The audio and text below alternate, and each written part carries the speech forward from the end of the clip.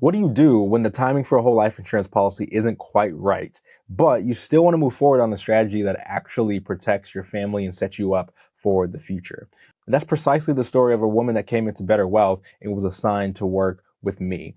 She and her husband had done very well for themselves. Strong investments, multiple properties, about $5 million of net worth, but they also carried a significant debt load and wanted to aggressively start paying that down before diving into a whole life insurance plan specifically designed for high levels of cash value. Now, a little bit of story, a little bit of context behind the scenes. She told me from the very beginning that she could not stand banks, right? She's had some bad experience with them and wanted to use whole life insurance as her personal banking system, like something that's safe, it's consistent, it's private, right? Her goal was control, right? Predictable cash value growth, and a very lasting death benefit that could leave a very meaningful legacy for her kids. She wanted to eventually redirect somewhere in the neighborhood of $48,000 per year to her policy alone, right? Money that was currently flowing to escrow account and debt repayment. And she wanted to fund that into a properly designed whole life insurance policy that she could use to build wealth for the long term. Now, when we started to design her plan, the ideal whole life insurance policy for her, like I mentioned, of $48,000 per year would require somewhere in the neighborhood of $900,000 of permanent coverage, right? It's technically this term that the life insurance world calls the underwriting amount or the underwriting requirement. It's what they call the net amount at risk to the life insurance carrier. But because she also wanted to start overfunded whole life insurance policies for each of her two young adult children, we actually have to factor in something that was very key within the carrier's rules, right? Children cannot be insured for more than 75% of the death benefit of the highest insured parent. And in this particular case, my client was the highest insured parent. So this isn't the case across every carrier that we work with, but at this particular carrier, in this case, it was Penn Mutual, that's the rule in this particular case. And so one of her kids would have around $2 million of coverage, or technically that underwriting amount, just to make all of this possible, right? Under, again, those carrier guidelines at Penn Mutual.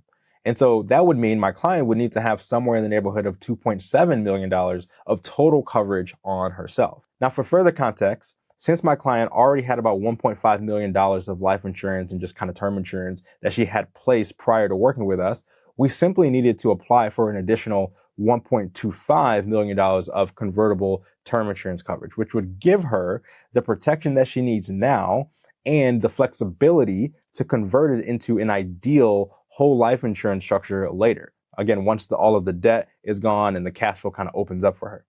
So I'm actually going to pivot, share my screen with you, kind of show you the lay of the land in terms of the whole life insurance structure and the amount of term insurance that's necessary, and then we'll wrap up from there. So this is the policy that my client and I looked at initially, right? We're seeing $48,000 per year, very healthy levels of cash value growth. We're seeing by the 10th year or so, we're looking at $480,000 contributed to this particular policy with a cash value of $567,355. And the death benefit started at $773,000 and it ends up with about $1.5 million by the end of that 10-year span. Now, one of the things that I want to clarify is that earlier I mentioned the $900,000 is a little bit more than that. The $900,000 of underwriting amount that the life insurance company sees that's the total amount of risk that they're taking. And so when you see $773,000, that's the actual amount of death benefit that would pay out if she were to die within that first year, okay? But the total underwriting amount, the net amount at risk from a life insurance carrier perspective was that $906,000, right? And so I know that's probably a topic for a completely different day, but I just wanted to highlight that in its specificity simply because of the fact that I mentioned 900,000 and you're seeing 773.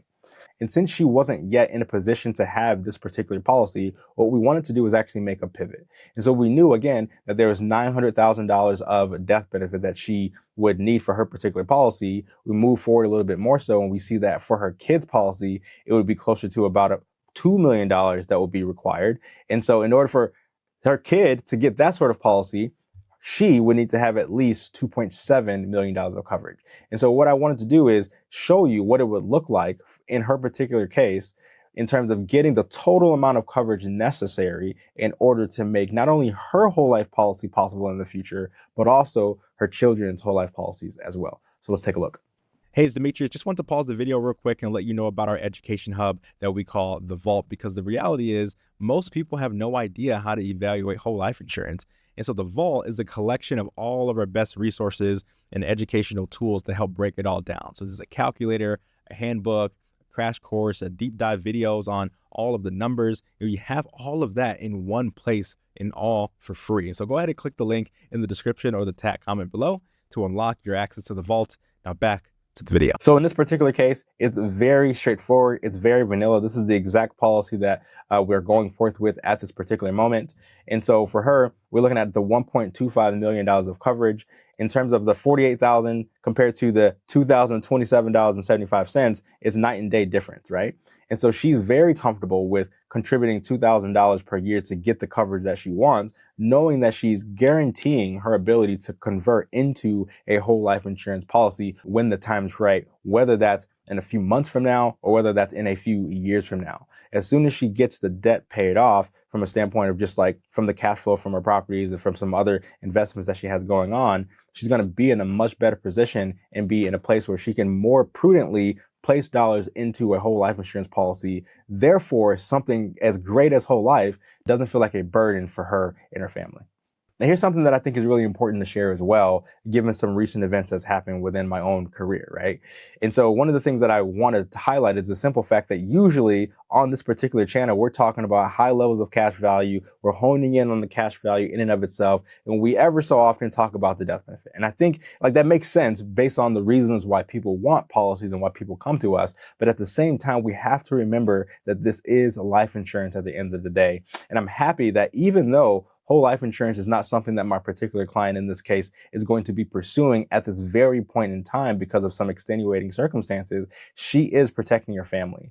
And so when I talk about things that have happened for me in my career over the last few months or so, frankly, what I'm talking about is the fact that I've seen the death benefit actually matters, right? After over 7 years in the industry, I've started to deliver, being at a point in my career where I've started to deliver death benefits. Policies that were meant for cash value, but ended up changing the lives of families when tragedy came about. And like when I think about that, it's like a very odd and sobering thought and reminder that I have that life insurance, again, is not just about the rate of return on life insurance. It's not just about cash value accumulation. It's not just about all of the living benefits, right? That does put the life back into life insurance, but the death benefit brings life back into your families and those who you care about the most, who you got the life insurance for from the very beginning. It's about protecting those that matter the most to you while you also build toward your bigger vision. I hope that makes sense. And so anyways, if you're in a season where the numbers don't quite line up yet, maybe you're focused on debt payoff, maybe cash flow is just really tight, that doesn't mean that you have to wait to get started, right? You start with the right amount of coverage now, right?